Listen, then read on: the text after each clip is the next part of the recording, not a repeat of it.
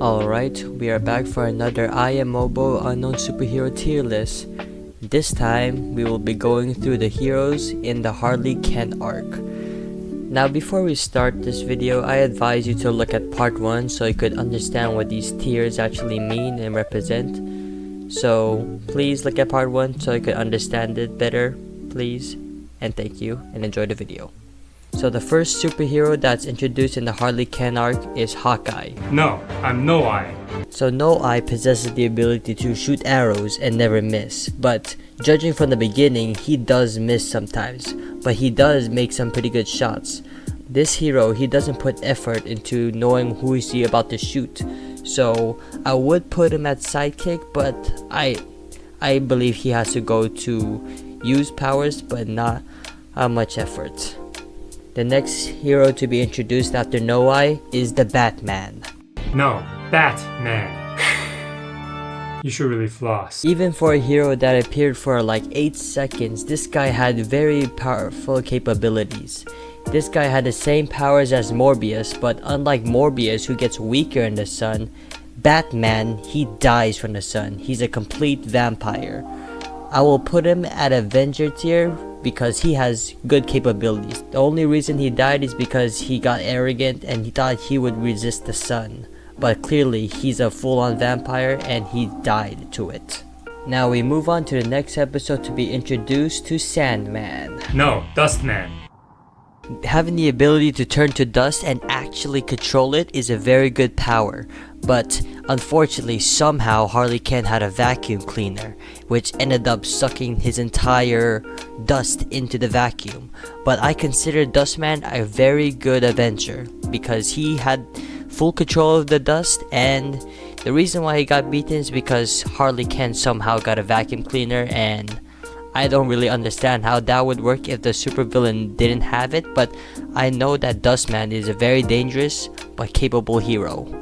After the idiotic demise of Dustman, we're introduced to Ant-Man. No, I'm German. What's that? So after a brief history lesson from this guy, we just came to learn that he's just German and he is human, like pure human.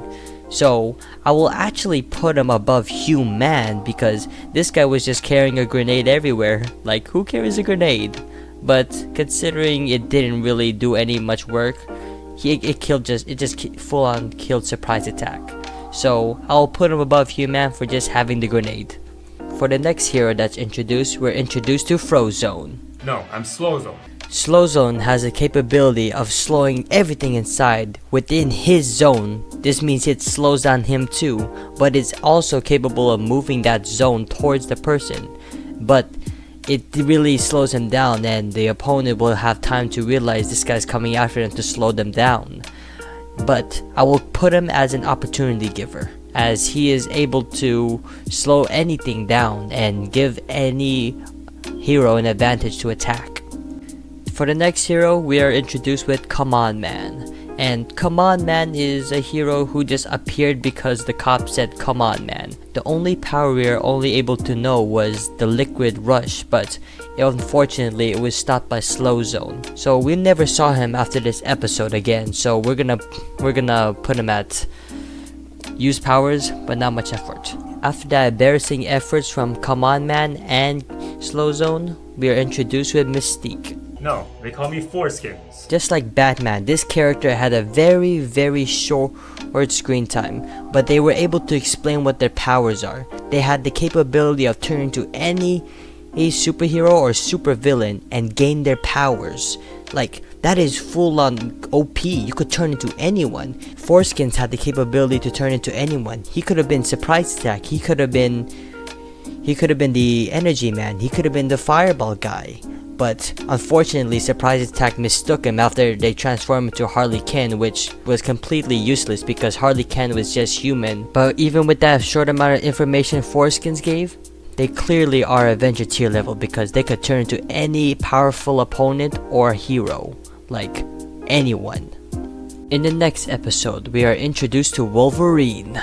No, I'm Huge Jackman. Huge Jackman has the capability of cursing any weapon he touches with his claws. One curse, for example, he stated was if Harley Quinn touches his hammer, he'll lose his arms. But it is unknown what other curses that those claws hold. But for the sake of this video, I'll just only include the one where you lose your arms. But I would have put this guy at Avenger tier level if he wasn't a pacifist. Like, he was a full-on pacifist, he said. So clearly, I would put him at the tier of Opportunity Giver. For the next hero, we're introduced to the Blue Beetle. No, blue balls.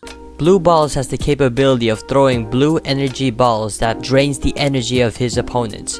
One example is that he blew the energy off of Huge Jackman, and he actually ends up killing him considering that Harley Quinn got his weapon back uncursed. If Blue Balls wasn't such a bad thrower, he would be Avenger tier level because the blue balls were capable of killing a person. But for now, I'll just put him at Sidekick. In the very last episode, the Harley Quinn arc, we're introduced to a few more heroes, one being Naruto. No, Naruto. How do you say that name? But Naruto had the capability of creating clones just like Naruto. One key part of his power is that these clones could defeat anyone they talk to. But considering they'll always ask the original Naruto who's the target, they'll just end up killing him. So for this, I'll just put him at use powers but no effort. After the demise of Naruto, we are introduced to Sasuke. Yes, Sassy K. Sassy K had the ability to summon a sassy lady which shoots negative energy, and we saw this negative energy be fired at Harley Quinn, but unfortunately it missed, and unfortunately Harley Quinn guessed the weakness by saying Karen, and Sassy K just died on the spot. So I'll just put him at use powers but little to no efforts. For the last hero that's introduced in the Harley Quinn arc, we're introduced with Itachi. No, I'm Itachi.